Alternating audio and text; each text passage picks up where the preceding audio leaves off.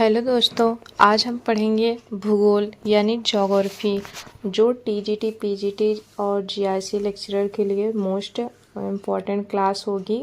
और ये मेरा सेल्फ स्टडी नोट्स है और मैं इसलिए यूट्यूब पे डाल रही हूँ। और फिर मैं अभी स्टार्ट की हूँ पढ़ाना ही यूट्यूब पे, क्योंकि मैं भी तैयारी ही कर रही हूँ और मैं सेल्फ स्टडी नोट्स बना रही हूँ। तो मैं अपना ये नोट्स शेयर कर रही हूँ उन बच्चों के लिए जो जिनको नहीं पता होता है कैसे उन्हें तैयारी करनी है, क्या कैसे करना है।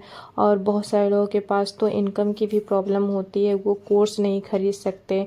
और बहुत सारे लोगों को तो नॉलेज ही नहीं होती है कहाँ से क्या कैसे तैयारी करें। मैं उन बच्चों के लिए ये अपने सेल्फ स्टडी नोट्स डाल रही हूँ। तो आप लोग पढ़िएगा और बताइएगा कि कैसा है, क्या कैसे मैं इसमें क्या और ऐड कर सकती हूँ। हो सकता है कुछ इससे भी ज़्यादा अच्छे लोगों को ये मेरे नोट्स मिले, जो मुझे बता भी सकते हैं कि इसमें मैं क्या और अच्छे से ऐड कर सकती हूँ। तो आप लोग मुझे कमेंट्स करके लास्ट में मेरे वीडियो देखने के बाद कमेंट्स करके कमेंट्स बॉक्स में ज़रूर बताइएगा, और बाकी लास्ट तक मेरे वीडियो जरूर। दोस्तों, आज हम भूगोल पढ़ेंगे। भूगोल को इंग्लिश भाषा में ज्योग्राफी कहते हैं। ज्योग्राफी दो शब्दों से मिलकर के बना है, ग्रीक या यूनानी भाषा के दो शब्दों से मिलकर के बना है, जो जियो और ग्राफो, जिसका अर्थ है, मतलब जियो का अर्थ है भू एवं पृथ्वी, भू या पृथ्वी। ग्राफ का अर्थ है वर्णन करना या फिर अध्ययन करना। तो भूगोल का शाब्दिक अर्थ है पृथ्वी। भूगोल का शाब्दिक अर्थ है भू या पृथ्वी का वर्णन करना। और इसका एक दूसरा भी है, वो जिस विषय के माध्यम से हम पृथ्वी का वर्णन करते हैं उसे भूगोल कहा जाता है। यानी जिस विषय के माध्यम से हम पृथ्वी का वर्णन करते हैं उसे भूगोल कहा जाता है। ओके।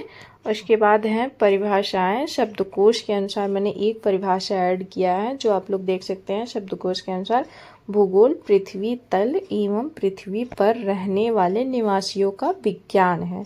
ठीक, तो ये सिर्फ आप अपने आप को ही मत मान करके वो कर लीजिएगा कि मैं रहता हूँ पृथ्वी तल, या फिर इंसान रहता है, तो जानवर भी बहुत सारे पशु पक्षी भी रहते हैं। तो भूगोल पृथ्वी तल एवं पृथ्वी पर रहने वाले निवासियों का विज्ञान है। ठीक, उसके बाद ये दिया है भूगोल के पिता या फिर फादर किसे कहते हैं, तो हिकेटियस और इरेस्टोस्थनीज को, दोनों लोगों को कहते हैं।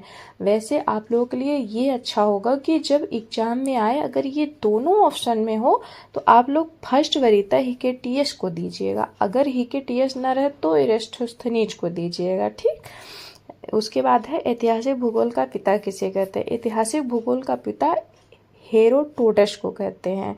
ये यूनान का निवासी था। हेरोडोटस के अनुसार भूगोल की परिभाषा है, बहुत मोस्ट IMP है, अक्सर ही पूछ ली जाती है, तो मैंने इसको यहाँ पे ऐड कर लिया है। इतिहास को भूगोल की तरह तथा भूगोल को इतिहास की तरह देखना चाहिए, ये हेरोडोटस ने कहा है। और हेरोडोटस की कुछ और भी चीज़ें हैं जो देख लीजिए। नील नदी के चापाकार डेल्टा को देखने के बाद सर्वप्रथम डेल्टा शब्द का प्रयोग किया था हेरोडोटस ने, और इसी ने मिस्र इजिप्ट को नील नदी का वरदान, देन या फिर उपहार कहा था। ठीक, उसके बाद है जियोग्राफी यानी भूगोल शब्द का सर्वप्रथम यानी प्रथम प्रयोगकर्ता इरेस्टोस्थनीज थे। उसके बाद है भौतिक भूगोल का पिता पोसिडोनियस को कहते हैं। भौतिक भूगोल का पिता पोसिडोनियस को कहते हैं। फिर है प्रादेशिक भूगोल का जनक। प्रादेशिक भूगोल का जनक, आप लोग किसी न किसी चीज़ से कनेक्ट करके पढ़िएगा, नहीं तो इतना ज़्यादा वो है कि आप लोग भूल जाएंगे। प्रादेशिक भूगोल का जनक कार्ल रिटर को कहते हैं। उसके बाद है राजनीतिक एवं मानव भूगोल का जनक, इसे कहते हैं फ्रेडरिक रटजेल को। मैंने एक ट्रिक भी बना रखी, राजनीति में मानव रे मानव। यानी कि आप लोग ये तो सुनते ही आ रहे होंगे बहुत पहले से ही कि अगर राजनीति करनी है तो आपको किसी के ऊपर भरोसा नहीं करना चाहिए। तो इसी से मैंने इस चीज़ को कनेक्ट किया है।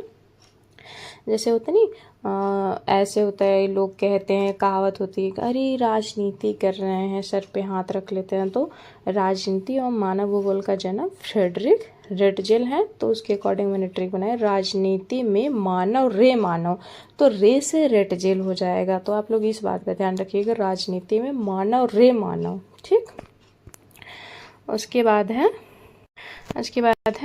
वर्तमान भूगोल का जनक किसे कहते हैं। वर्तमान भूगोल का जनक अलेक्जेंडर वॉन हम्बोल्ट को कहते हैं। उसके बाद है सांस्कृतिक भूगोल का जनक किसे कहते हैं, तो सांस्कृतिक भूगोल का जनक कार्ल ओ शावर। तो सांस्कृतिक से आप लोग ध्यान रखिएगा, शावर, ऐसे ही आप लोग एक दूसरे को कनेक्ट करके पढ़िएगा। उसके बाद है गणितीय भूगोल का जनक थेल्स एवं एनेक्जिमेंडर। गणितीय भूगोल का, तो देखिए ये इया है, लास्ट वाला है पंचम अक्षर यहाँ पे गड़ी, और यहाँ पे मेंडर में, तो ये चीज़ आप लोग कनेक्ट कर लीजिएगा। उसके बाद है आधुनिक खगोलकी के पिता। आधुनिक खगोलकी के पिता के अंतर्गत ये सब लोग आ जाएंगे जो अभी आधुनिक समय में कोपरनिकस जैसे हो गए, गैलीलियो दूरबीन की खोज किए थे, केपलर ग्रहों की खोज किए थे, न्यूटन, इन्होंने 3 नियम बताए थे, फर्स्ट, सेकंड और थर्ड लॉ बताए थे, तो ये सब लोग आधुनिक खगोलकी के पिता में आ जाएंगे।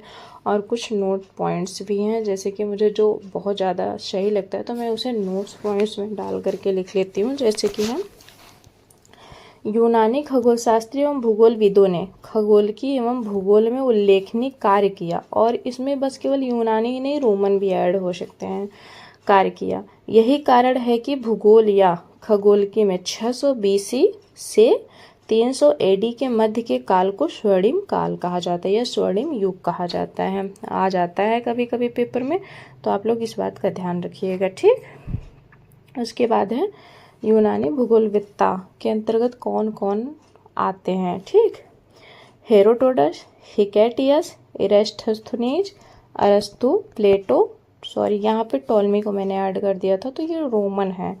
ठीक, एनेक्सिमेंडर, थेल्स, होमर, हिप्पार्कस एवं पोडिनोनियस ने भूगोल में उल्लेखनीय कार्य किया है।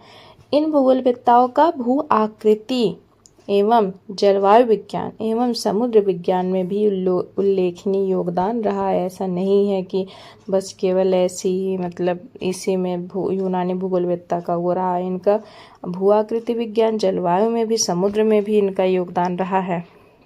उसके बाद हम लोग देख लेते हैं जब यूनानी भूगोलवेत्ताओं का पतन हो जाता है उसके बाद रोमन भूगोलवेत्ता आते हैं। तो एक अभी हम लोग ऐसे मोटा मोटा इस वीडियो में ऐसे मतलब जानने के हिसाब से, बाकी आगे मैं वीडियो बनाऊंगी तो आप लोग देखिएगा।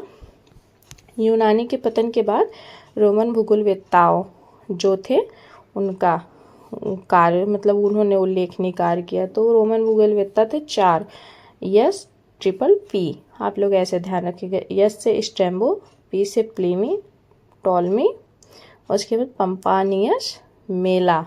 ठीक, और ये जो टॉलमी है इनकी एक पुस्तक है अल्मागोस्ट। ठीक, अल्मागोस्ट, और टॉलमी ने ही बंगाल की खाड़ी का मानचित्र बनाने, टॉलमी को ही बंगाल की खाड़ी का मानचित्र बनाने वाला कहा जाता है। ठीक, आप लोग ध्यान रखिएगा, इनकी ये पुस्तक बहुत फेमस है, अल्मागोस्ट, टॉलमी की पुस्तक। तो उसके बाद इसके आगे हम लोग अंधकार युग देखेंगे, 600 BC से 300 AD के बाद अंधकार युग आ जाता है। ठीक, आप लोग ज़्यादा से ज़्यादा कमेंट्स करके हमें बताइएगा कैसी लगी वीडियो और इसमें क्या और ऐड कर सकते हैं, और लाइक शेयर एंड सब्सक्राइब करना ना भूलिएगा आप लोग। Bye bye.